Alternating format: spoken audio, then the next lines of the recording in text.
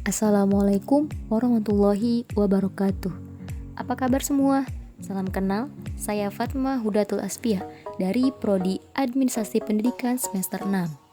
Pada kesempatan kali ini, di mata kuliah Teknik Manajemen Non-Formal yang diampu oleh dosen saya yaitu Ibu Resya Fakhrunisha MPD, saya akan menyampaikan beberapa materi, yaitu yang pertama, perencanaan strategis lembaga pendidikan non-formal. Yang kedua, rencana operasional penyelenggaraan pendidikan non-formal. Yang ketiga, pengaturan pelaksanaan sumber belajar dan evaluasi penyelenggaraan pendidikan non-formal. Mari kita bahas satu persatu.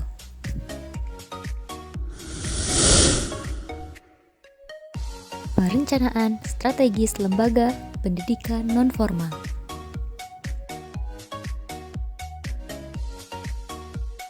Berbicara mengenai perencanaan merupakan cakupan manajemen, karena pada dasarnya perencanaan merupakan bagian dari manajemen. Manajemen program pendidikan non-formal adalah terapan dari pengertian dan prinsip-prinsip manajemen umum. Lalu, apa saja fungsi dari perencanaan pendidikan non-formal? Fungsi dari perencanaan pendidikan non-formal dalam membangun masyarakat adalah yang pertama, menyusun rangkaian tindakan penyelenggaraan PNF yang sistematis dalam mencapai tujuan organisasi dan lembaga pendidikan non-formal.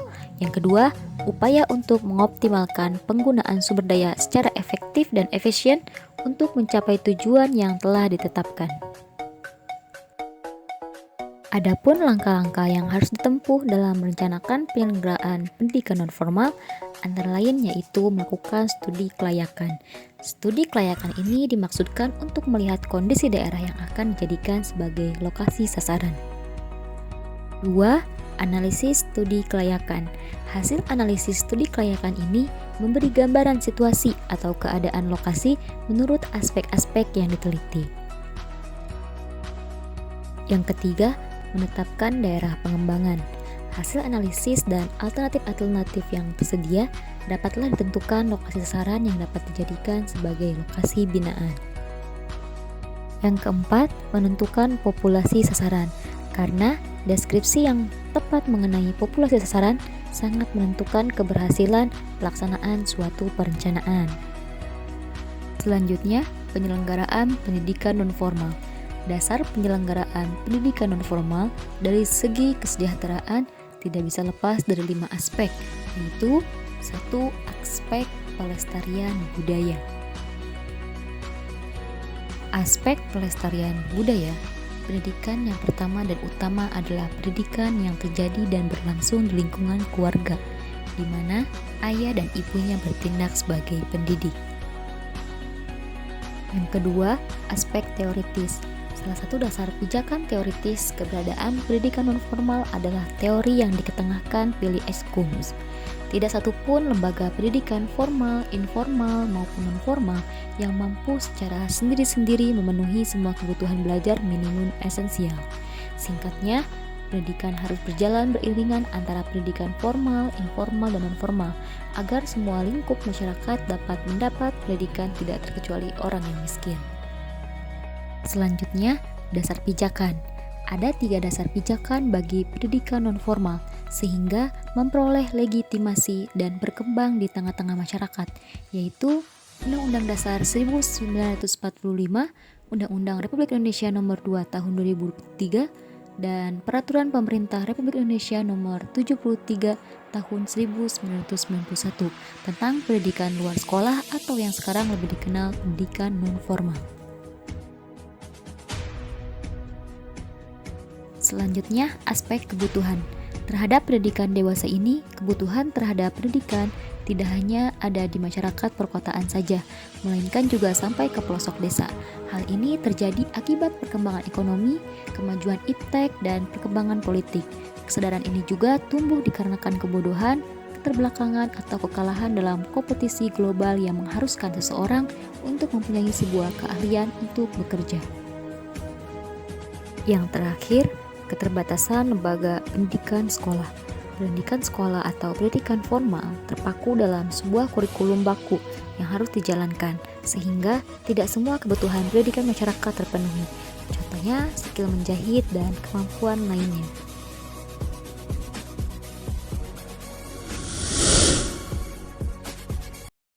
Materi selanjutnya yaitu Rencana Operasional Penyelenggaraan Pendidikan Non-Formal. Apa itu perencanaan operasional penyelenggaraan pendidikan non-formal? Nah, dalam penyelenggaraan pendidikan non-formal dibutuhkan perencanaan jangka panjang yang dapat menjamin track atau sebagai acuan dalam melaksanakan kegiatan atau program-program dalam lembaga pendidikan. Kemudian, untuk menerjemahkan perencanaan jangka panjang tersebut, maka harus dirancang juga perencanaan operasional. Nah, perencanaan operasional ini atau operational planning merupakan perencanaan jangka pendek untuk menerjemahkan rencana jangka panjang ke dalam serangkaian kegiatan yang lebih rinci. Dalam melakukan perencanaan operasional, maka diperlukan langkah-langkah tertentu.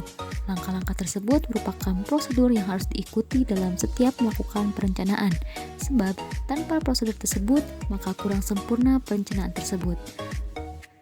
Langkah-langkah itu adalah sebagai berikut.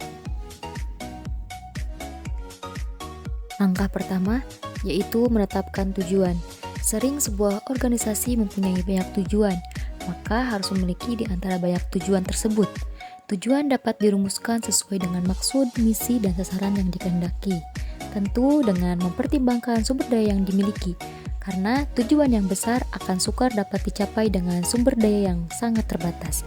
Maka harus menetapkan tujuan yang terbaik bagi organisasi. Langkah kedua adalah memahami atau merumuskan keadaan saat ini. Rencana adalah menyangkut kegiatan di masa yang akan datang. Apa yang dapat dilakukan di masa yang akan datang sangat ditentukan pula keadaan atau posisi organisasi pada masa ini. Oleh karena itu, organisasi harus mengetahui, memahami, dan kemudian merumuskan posisinya saat ini. Untuk keperluan itu diperlukan data dan informasi yang relevan dengan tujuan organisasi. Langkah yang ketiga, mengidentifikasi kemudahan dan hambatan. Organisasi harus melakukan identifikasi atau inventarisasi faktor-faktor kemudahan dan hambatan-hambatan dalam usaha pencapaian tujuan. Dengan mengetahui kemudahan-kemudahan, organisasi akan dapat kemanfaatannya, peluang tersebut sebaik-baiknya. Sebaliknya, dengan mengetahui kemungkinan hambatan, maka organisasi sedini mungkin sudah mempersiapkan untuk menanggulanginya, tahu mengantisipasinya yang akan dirumuskan dan kemudian dirumuskan pada berbagai kegiatan untuk mencapai tujuan. Dalam rencana penyelenggaraan pendidikan non-formal, yang pertama, kita sebagai penyelenggara pendidikan non-formal harus dapat melakukan sebuah peramalan yang baik yang berhubungan dengan perkiraan waktu yang tepat untuk pelaksanaan perencanaan dalam penyelenggaraan pendidikan non-formal ini. Yang kedua, menetapkan maksud tujuan sebagai hasil akhir yang diharapkan. Menentukan tujuan atau sasaran harus tepat dan jelas, yang mana objek dari diselenggarakannya pendidikan non-formal ini untuk siapa. Selain itu, hasil akhirnya pun harus jelas untuk apa dibuatnya pendidikan non-formal ini. Hal ini sudah dijelaskan dalam pasal 26 Undang-Undang Nomor 20 Tahun 2003 tentang Sistem Pendidikan Nasional. Dan yang ketiga, menyusun tata waktu.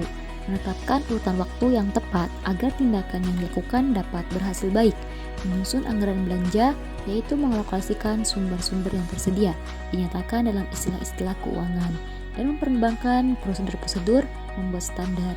Hal-hal yang telah dijabarkan di atas sangatlah penting dan dapat dijadikan sebagai referensi kita dalam membuat rencana operasional penyelenggaraan pendidikan non-formal. Kemudian, yang harus diperhatikan dalam membuat rencana operasional penyelenggaraan pendidikan non-formal yaitu komponen-komponen rencana operasional.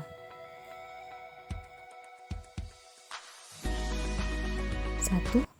Latar belakang dan rasional adalah alasan atau argumentasi yang mendasari kegiatan yang diusulkan.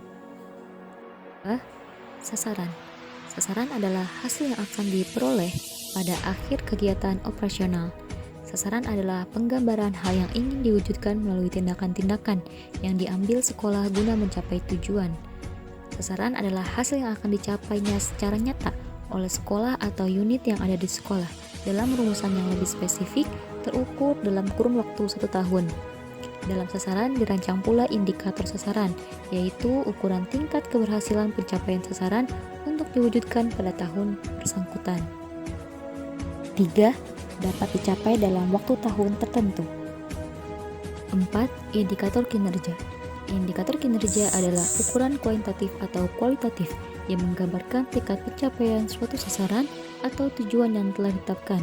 Indikator kinerja harus merupakan sesuatu yang akan dihitung dan diukur serta digunakan sebagai dasar untuk menilai atau melihat tingkat kinerja yang baik dalam tahap perencanaan, pelaksanaan, tahap setelah kegiatan selesai dan berfungsi, serta untuk meyakinkan bahwa kinerja hari ini demi hari organisasi atau unit kerja yang bersangkutan menunjukkan kemajuan dalam rangka dan atau menuju tujuan dan sasaran yang telah ditetapkan.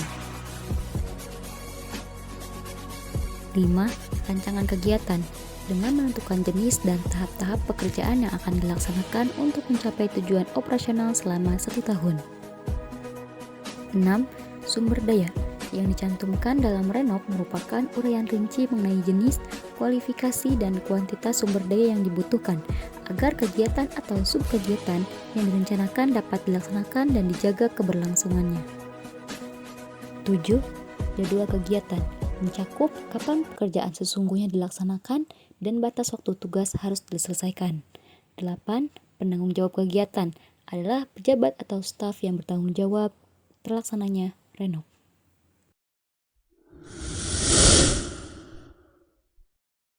Pengaturan pelaksanaan sumber belajar dan evaluasi penyelenggaraan pendidikan non-formal. Usman mengemukakan pengaturan pelaksanaan sebagai evaluasi, dan pelaksanaan adalah perluasan aktivitas yang saling menyesuaikan. Jadi, pengaturan pelaksanaan merupakan aktivitas atau usaha-usaha yang dilaksanakan untuk melaksanakan semua rencana dan kebijaksanaan yang telah dirumuskan dan ditetapkan dengan dilengkapi segala kebutuhan, alat-alat yang diperlukan, siapa yang melaksanakan, di mana tempat pelaksanaannya, mulai dan bagaimana cara yang harus dilaksanakan.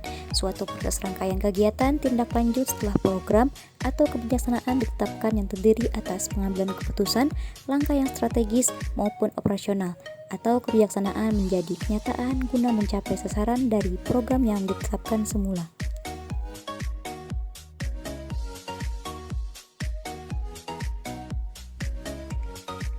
Pengertian sumber belajar penyelenggaraan pendidikan non-formal. Zainuddin mengatakan sumber belajar dapat diartikan segala sesuatu yang dapat digunakan siswa untuk belajar, baik yang secara khusus dirancang untuk belajar maupun tidak. Bertitik tolak dari pengertian tersebut, sebenarnya sumber belajar itu ada di mana-mana, baik itu sumber belajar yang disengaja dirancang untuk keperluan belajar maupun yang secara alamiah tersedia di lingkungannya, baik itu yang berupa manusia maupun bukan manusia yang dapat dimanfaatkan untuk kepentingan proses pembelajaran.